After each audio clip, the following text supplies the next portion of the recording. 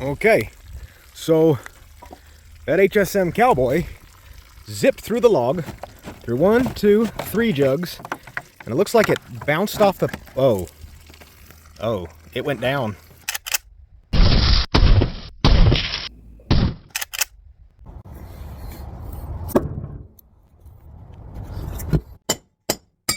Yeah! 4570 Apologetics, part number 4. Now, one thing that people will bring up with the 4570, the haters will bring up, which is weird, is they will state that the 4570 is not a great penetrator. Now, the people who love this cartridge and have used this cartridge can penetrate really, really, really well.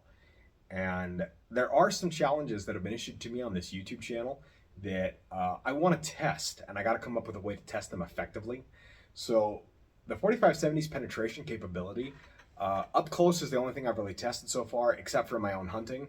I do know that at 200 yards on a large bull elk, that a Hornady FTX 325 expanding bullet will expand at 200 yards when it hits an elk, and it will exit the other side. And that's what happened with this one. All the way through both sides, through bone and on both sides as well.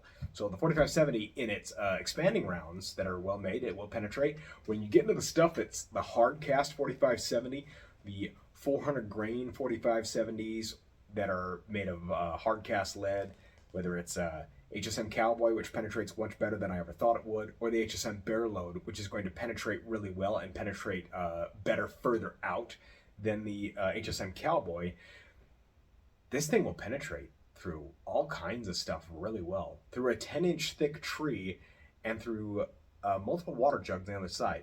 This rifle is a phenomenal penetrator, and that's with the budget ammo.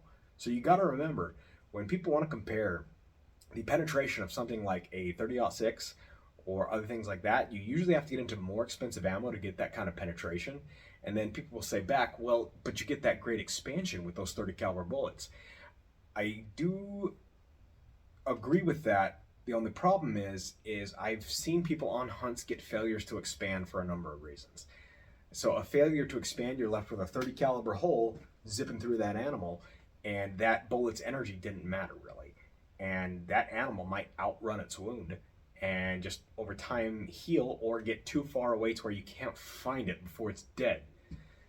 One good saying that I really like about the 4570 and 45 caliber cartridges in general is an expanding bullet may expand, but a 45 caliber won't shrink. And so when it comes to penetration and a wide hole, the 4570 is phenomenal. Don't let anybody tell you different. It is an extremely good penetrator. Now, if you're going to get into something like some of the really light reloads that are, low pressure and expanding bullets or rapid expanding bullets, you're going to get less penetration, of course. If you get a 300 grain federal soft point, it's not going to go as deep. It's going to still go fairly deep because it's 300 grains, and it's still going to be moving at a decent velocity unless you reach way out there with it. But there's one little thing that people aren't often telling you about the 4570, and that is if you are far enough out with a 4570 that the bullet will slow down to the point of where it will not expand, it acts like a solid. That's one thing people don't tell you, is that it will act like a solid if it slows down too much, which means it's still probably going to zip through some pretty thick stuff, because anything over 300 grains that's going to act like a solid does not have to be going very fast to still go really deep. So 4570 is a great penetrator, and with ideal loads like Garrett Hammerheads, Buffalo Bore 430 grain plus Ps, and other ones, or even HSM Bearload and HSM Cowboy, which are on the more budget end, this guy has gone through every animal skull on Earth. So remember that. 4570 is an excellent penetrator.